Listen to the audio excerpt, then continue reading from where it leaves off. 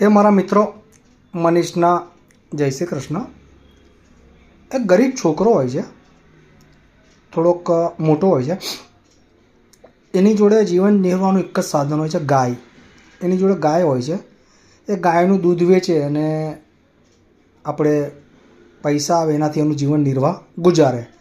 એને એમ દ્વારે એક સંત મહાત્મા આવે છે. સંત મહાત્મા એને જોઈને કહે છે કે આ ગાય જ છે તો જિંદગીની અંદર કદી પૈસાવાળો નહીં થાય. આ ગાય તારી જોડે કાયમ રહેશે અને ગાયથી તું કદી તકલીફ બી નહીં પડે. તને પૈસા મળ્યા કરશે અને તું જીવ્યા કરીશ. એવી દક્ષિણ લઈને જતો રહે છે. એ પછી એના કામે નિત્યક્રમમાં લાગી જાય છે. એક દિવસ એના ગામમાં બીજા સંત આવે છે તો એ જાય છે, સંતની સેવા પૂજા કરે છે, પગ બગ ધુએ છે, આ કરે છે, ગાયનું દૂધ પીવડાવે છે. એટલે સંત મહાત્માની જોડે રોજ આવતો ને સંત મહાત્મા એને કહે છે તારી જોડે આ જે ગાય છે ને એને તું વેચી દે. એટલે પેલો છોકરો કહે છે મારા જો ગાય વેચી દઈશ તો મારું જીવન નિર્વાહ કેવી રીતે ચાલશે?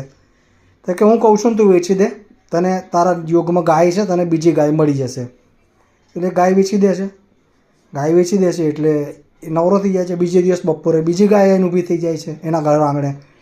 એ ગાયને આવી કહે છે મારા બીજી ગાય હોય તો કે આ બી એવી રીતે રોજ 10 દિવસ સુધી નિત્યકામ ગાય વેચે, પૈસા આવે, બીજી ગાય આવે. એટલે આવું રીતે કરે ને બ્રહ્માજી સંત મહારાજને કહે છે કે યાર મેં જે કિસ્મતના લેખ લખું છું એમાં તમે શું કામ અડીંગો લગાવો છો? જેવું ચાલે છે એવું ચાલવા દો ને. તો સંત મહારાજ કહે છે આટલો બધો ગરીબ માણસ, આટલો બધો દિલદાર માણસ, આટલો બધો ધર્માદાવાળો માણસ છે, એ બ્રહ્માજી થોડુંક ધન એને આપો ને યાર. કમ આવું કરો છો એને? કમ આટલી બધી તકલીફ આપો છો?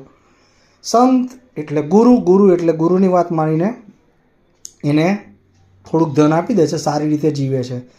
એટલે વાર્તા એ પૂરી થાય છે. પણ જીવનનો નિયમ છે કે એક સંત, એક ગુરુ એવો રાખો કે ઓછા પત્તાએ અને ઓછા તકદીરે તમારું તકદીર બદલાઈ જાય. સાચો ગુરુ અને સાચો સંત મળી જાય ને તો તમારું તકદીર બદલાતા વાર નથી લાગતું. આટલું કહીને મારા શોર્ટને હું મારા વિડીયોને પૂર્ણ વિરામ કરું છું.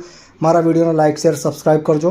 મારી તબિયત થોડી ઠીક નથી લાગતી એટલે કદાચ વાર્તામાં આગું પાછું થઈ ગયું હોય તો મને ક્ષમા કરી દેજો.